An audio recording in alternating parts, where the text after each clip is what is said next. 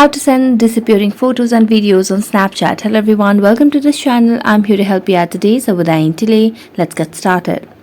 So first of all, on the Snapchat application on your device and make sure that you're logged into your account. As you're logged into your account, tap on the chat section, or you can simply tap on the camera icon and click a random picture. So I'm going to click a random picture over here. And then what you can do is simply tap on this icon where it says 10 at the right side of the screen. So you can simply tap on this option of how many seconds you would want. So I'm going to give 2 seconds and then go back and then tap on send to and select my friend over here and then send it.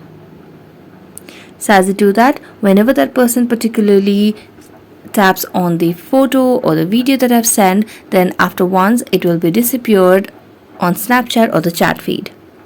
So that's it. Thank you so much for watching this video. See you next time.